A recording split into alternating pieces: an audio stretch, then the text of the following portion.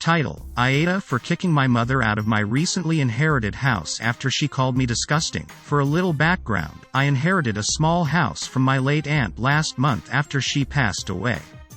I started living there about 3 months ago after I recently turned 18 and started college.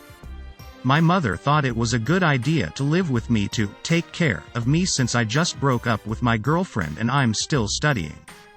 Since she cooks for me, it worked on fine. However, I have a habit of sleeping naked at night. She noticed this after she entered my room once, and called me disgusting. If I were a boy, I can understand that it would make her uncomfortable, but I'm a woman too.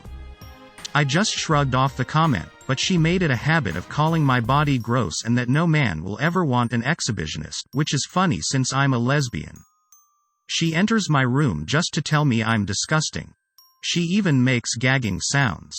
For the record, I only go naked right after showering at night, then I head straight in my room to sleep. Title: AITA for refusing to allow my husband to apologize to our daughter for ruining her life. My daughter, 19, is going through a tough time.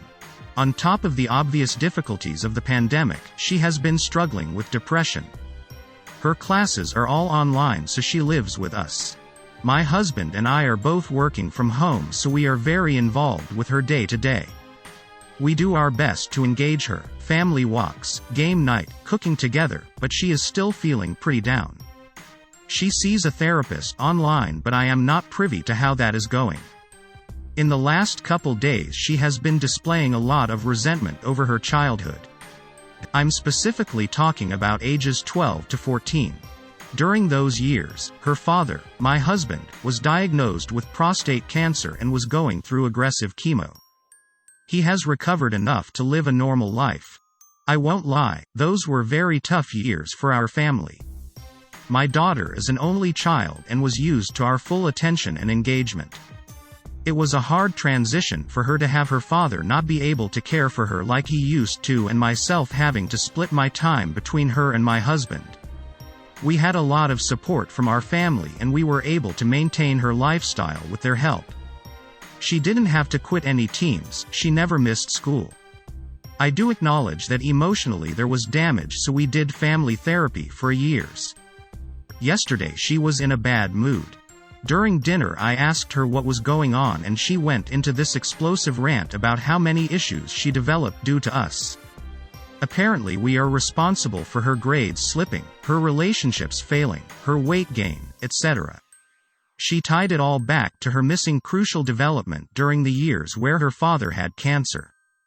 At one point she says something like, "Has it ever occurred to you that maybe you should apologize? You basically deprived me of a childhood." My husband says, "I'm sorry honey, I could have done better, and I could have done more for you." I shut that down and told her, "No, you are not going to guilt your father into apologizing for having cancer. This is unacceptable. You need to accept that life is not fair and there is very little we can do about it. Go to your room and calm yourself down." She told me to go fuck myself and went to her room. My husband and I have been arguing about how this was handled. He thinks that an apology is not big deal, and he was hurt by what she said but that he could take it.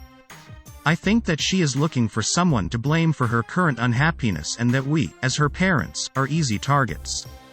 I also know that my husband already feels a great deal of guilt for putting our family through so much turmoil. I love my daughter and want her to be happy. At the same time, I do believe she is at an age where she needs to take on personal accountability. Am I the asshole here? Am I the asshole here? Edit: I am shocked by the amount of comments and cannot read them all. Thanks to everyone who commented and double thanks to those that awarded the post.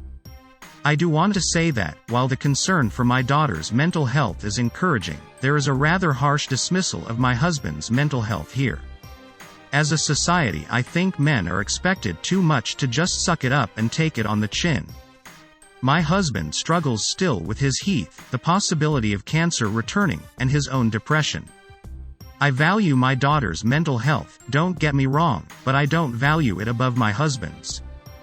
Title: WIBTA If I Sue my Sil for stealing my book and making a huge profit from it? I, 24F, write as a hobby, and I like sharing my short stories with my small following. I do want to publish one day, but I want to make it perfect first since it's not edited yet. The unfinished book we're talking about came from an idea that I started to build when I was in middle school. I just finished it last year, but because of the virus, I was forced to put that project aside to ensure steady employment with my day job. My brother and Sil came to visit me to introduce their baby daughter about 6 months ago. Sil just thrusted her baby into my arms even though I lacked even the barest knowledge on how to hold a baby. The baby was fussy and my brother helped calm her down while Sil said she wanted to use the bathroom to pump breast milk.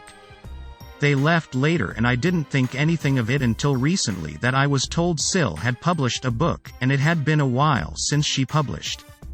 Self-publish is not as time-consuming as traditional publishing.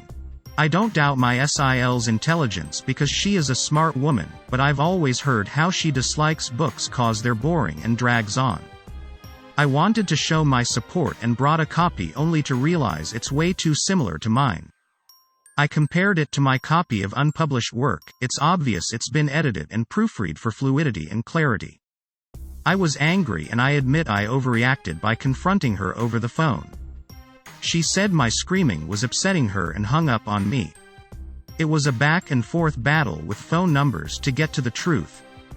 By this time, my parents and her parents are involved. Then the truth boiled over, probably from stress and being caught since I do have my copy and detailed notes of my progress in world building and in-depth characters for second book. She said that my brother and her needed the money cause they have a child and the lockdown threatens their work. She said she will give me 75% of the continuous royalty to settle it. I said no and told her to give me the pseudonym she put the book under and take the amount she paid for editing and proofreading the book and the marketing ads. She said I'm taking away her daughter's college funds, she just lost her job, and her unemployment check hasn't come yet. My brother is the sole supporter. I threatened to sue, and everyone is furious with me.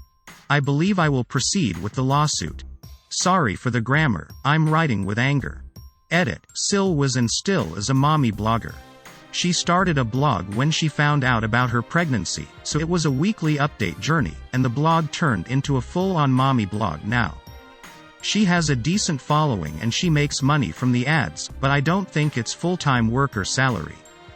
I gather from the book's review on social media platforms that isn't selling the book to avoid policy violation, that her followers got the book because they support Sil. I know it's bitter of me, but I can't help to feel offended that I worked hard on it to have it brought not under the intention of being interested. It's how the book climbed ranks, her followers brought them. Update: I've taken your suggestions and have one more talk with Sil without involving other family members. The deal was same as before, give me the name she published under, take whatever money she used to publish and advertised. She insists that I take the 75% royalty because her followers are expecting a sequel from the book. I told her that I will not allow her to make a profit off my work that I put so much effort in. This morning, about an hour ago, she had told my parents and her parents about me not compromising for the sake of her family and her daughter. Now it's me that's the bad guy. My parents treat Sil like a daughter, so they told me that either accept her offer or they essentially disown me, saying families don't sue each other and we're to support each other. Title: AITA for ignoring Sil's apology for a prank gone wrong. My Mill is not allowed to be alone with my son for a variety of reasons.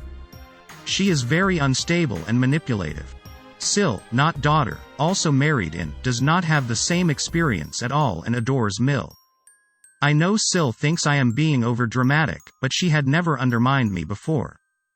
The other day I got a text from Sil saying that my husband had dropped off our son with Mill. I immediately panicked and contacted my husband, but he wasn't picking up. He was actually at his dad's house and our son was swimming, so he didn't have his phone on him. I went to Mil's house and banged on her door. She told me to get off of her property. I was screaming to know where my son was and Mill just kept telling me to get off of her property. I was in total survival mode and ran out back and tried to get in the house through a window. Mil's boyfriend ran into the bathroom and saw me breaking in and clamped the window down so I couldn't move. Mil came in and I told her, with tears in my eyes, what was going on, but she didn't give a shit. She wouldn't even confirm that she didn't have my son. They called 911 and the police did not want to hear my side and treated it like a normal break-in.